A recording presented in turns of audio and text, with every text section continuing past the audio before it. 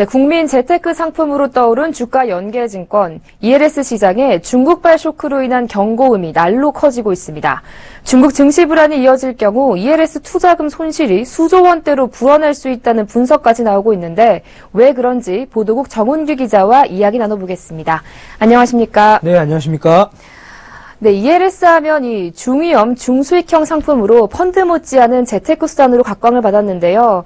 일단 이 ELS의 자금 유입 현황 어떻게 되는지 알려주시죠. 네, 예탁 결전에 따르면 이번 주까지 ELS 전체 발행 잔액은 67조 2천억 원을 넘어섰습니다.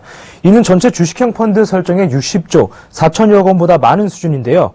특정 지수나 개별 종목이 일정 수준 이하로만 떨어지지 않으면 은행 금리보다 많은 수익률을 낼 수 있다는 점이 부각되면서 ELS가 대표적인 중위험, 중수익 상품으로 자리 잡은 덕입니다. 하지만 실제로는 상품 구조가 복잡하고 원금 손실이 날 경우 피해가 눈덩이처럼 불어날 수 있는데요. ELS는 개별 주식의 가격이나 주가 지수와 연계돼 투자 수익을 결정합니다.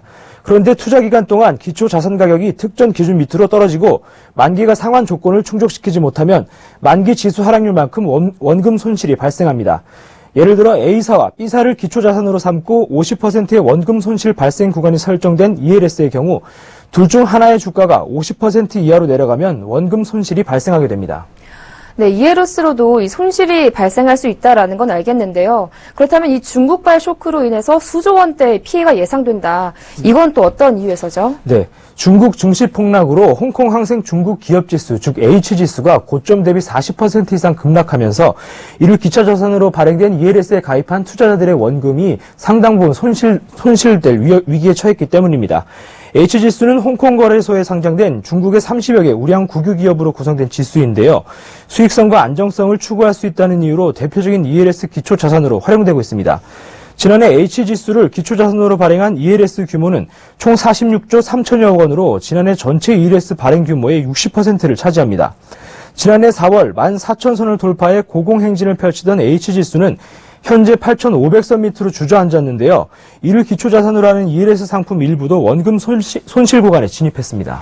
네, 그렇다면 현재 이 H지수를 기초자산으로 삼고 있는 ELS 중에서 원금 손실 구간에 진입한 상품은 어느 정도나 되고 또 앞으로 예상되는 피해는 어느 정도나 되는지 좀 알려주시죠. 네, 금융정보업체 FN가이드에 따르면 지난 14일 종가 기준으로 H지수 기초 ELS 중 원금 손실 구간 아래로 떨어진 상품은 모두 144개로 집계됐습니다.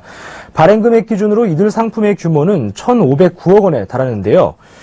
원금 손실 구간에 진입했다고 곧바로 손실이 확정되는 것은 아니지만 보통 발행 후 3년째인 만기 시점에도 일정 가격 이상을 회복하지 못하면 투자자는 지수 하락폭 수준의 원금 손실을 보게 됩니다.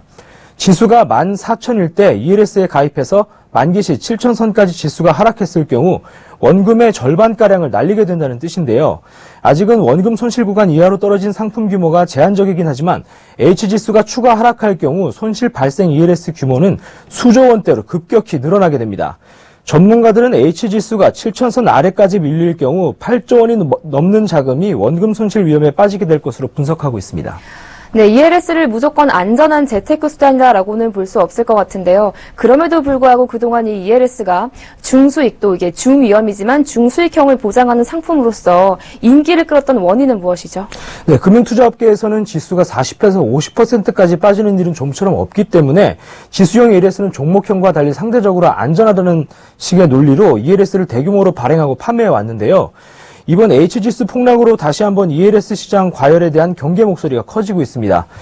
ELS는 예금 상품보다 조금 더 높은 금리를 받을 수 있는 중위험, 중수익 상품처럼 투자자들에게 홍보되고 있지만 이번 H지수 급락 사태에서 보듯 한번 피해가 나면 손실 규모가 큰 고위험 상품으로 보는 게 맞다는 지적입니다.